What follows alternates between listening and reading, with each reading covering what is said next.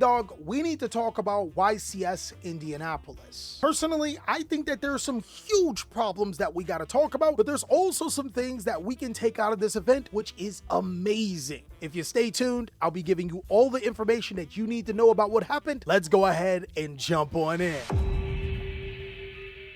Okay, so YCS Indianapolis to me is a tale of two stories.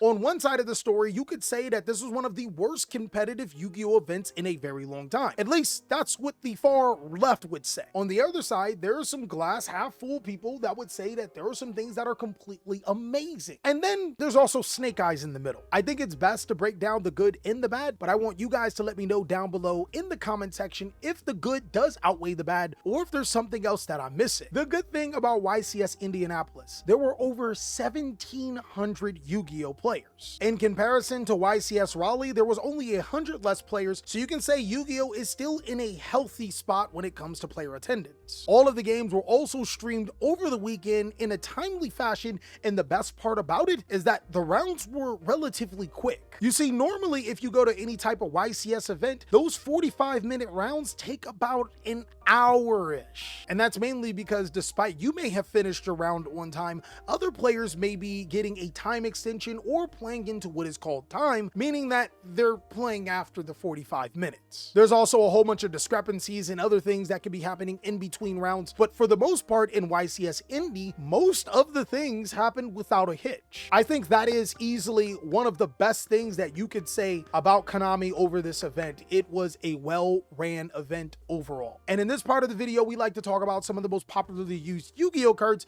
You can use these cards to your advantage, whether you're at a local level all the way up to your next huge event. There have been some questions surrounding Ghost Ogre and Snow Rabbit, and I think they're completely answered right now. This is a main deck Yu-Gi-Oh card. Ghost Ogre is incredibly good against Tenpai Dragon, being able to get rid of their field spell card, but also is good against just about every matchup across the board. There aren't too many powerful Yu-Gi-Oh decks that don't use a face-up continuous spell or trap card, or even a field spell card that you can't Ghost Ogre and Snow Rabbit. But even if you didn't do that, you could still use Ghost Ogre to destroy monsters and get rid of them off of the field. But if you ask me, Ghost Ogre is a little light cook. I've talked about it in my hand trap tier list a few weeks ago. You can go ahead and check it out. It's not a card that you would put over Infinite Impermanence, Ash Blossom, and Effect Veiler, but is a nice complementary piece. Moving on to some other cards that you may not have seen coming, I've seen a few players use Book of Eclipse, and this card was really cool. Not only does it serve a function at preventing Snake Eyes players from being able to link summon, a lot of times they need to get their Flame Urge into the graveyard, or they want to use the effect of their Snake Eyes Ash Oak to send to the graveyard. This card can also be used to dodge cards like Infinite Impermanence and Effect Veiler. It's also incredible against any link-based Yu-Gi-Oh strategy. Sometimes giving them an additional draw is worth it if you can get them to skip their entire turn. This was really smart by a lot of players, and notably branded players were using this. It doesn't really matter what position your cards are in, face down, face up, you can still fuse them all. I think after this event, a lot of players are going to accept that Forbidden Droplet is almost a mandatory Yu-Gi-Oh card. The best part about it is that since we know branded is going to be a more played Yu-Gi-Oh deck, is that it can stop monster effects like Albion, but it's also really good against cards like SP Little Knight and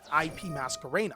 It's also one of the very few spell cards that can still be used despite your opponent having a Hope Harbinger on the field. Forbidden Droplet has been one of the most slept on Yu-Gi-Oh spell cards in the game, and ironically we talked about this in our staples tier list, so go ahead and check that one out. But a staple card that almost felt like completely out of nowhere was Forbidden Chalice. Forbidden Chalice serves the same purpose of being able to stop SP Little Knight or IP Masquerena. Unfortunately, it can't stop Albion's effect, but just about everything else, you are good. If you're playing a deck that can't afford to send cards from the field or hand to the graveyard, or you already have a strategic out to Albion, maybe even the Gimmick Puppets, Forbidden Chalice may be your card, especially since it can be used in the damage step where a lot of cards just simply can't be used themselves. And I ain't gonna lie, that 400 attack boost, it cook. Players are even using Metal Tronus to be able to further negate the opponent's card. It allows you to be able to summon a monster with similar attributes, but if you summon the exact same card, not only can you negate it, you can also banish that monster face down. The fact that it can summon from the extra deck or the deck means that as long as you are playing that particular card, you can have it out to some of your opponent's most strongest cards.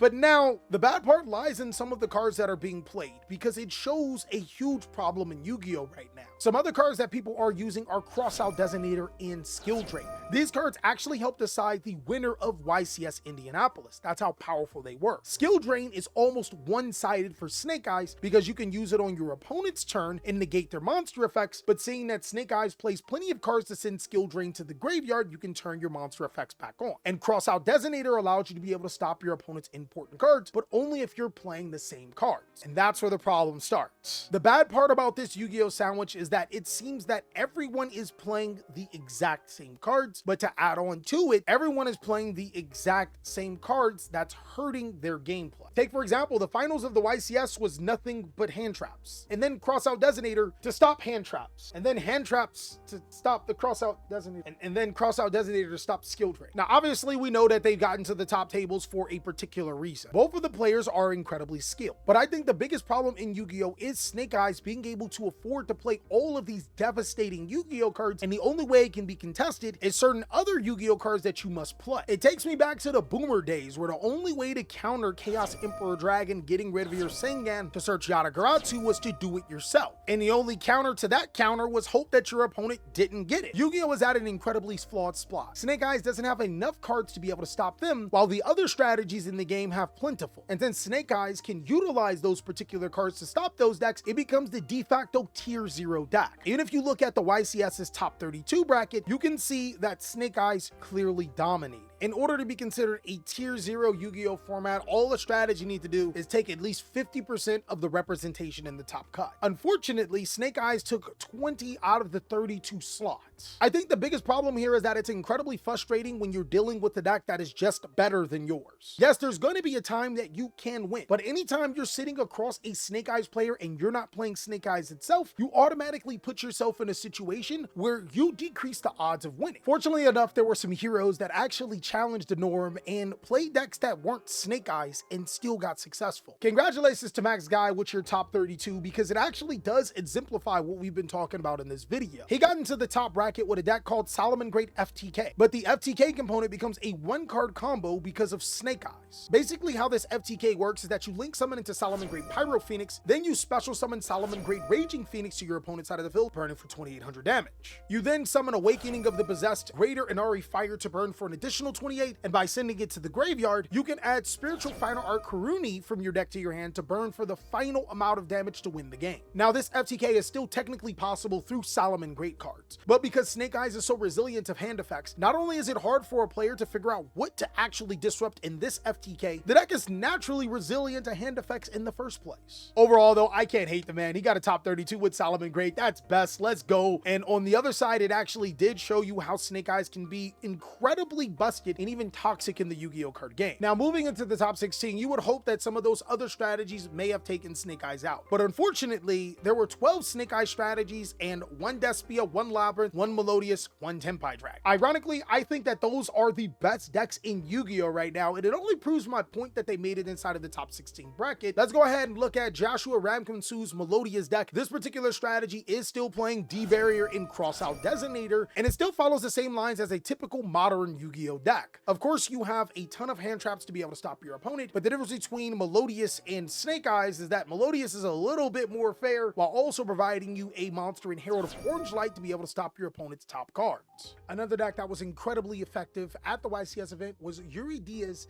and his top 16 branded deck. Now, I know that there's a lot of reservations about branded strictly because of the gimmick puppet lock, but to be honest, even without the gimmick puppet lock, I think that this deck is a genuine threat. This particular build maxes out on Cartesia and plays 2 copies of Guiding Quim, so for people that can't afford Guiding Quim, I'm so sorry. I think that this is probably closer to what branded players should be using. This particular build is a 60 card, which I personally don't like simply because it's a dead giveaway that you're playing branded, especially when you don't play any hand traps. But regardless, whether I like it or not, the results show, and some cards that I really like here are evenly matched. That card is really good against decks like Snake Eyes, as they typically don't have a way to stop it, and it is a near blowout against them. I think there's a little bit of creativity in Yu-Gi-Oh! As long as you're a crafty Yu-Gi-Oh! player. Moving on into top 8, unfortunately, every single Yu-Gi-Oh! strategy is Snake Eyes except for 1 Labyrinth build. Now, I delayed this video as much as I could to try. Another really cool thing that I like about branded is that it actually has a natural counter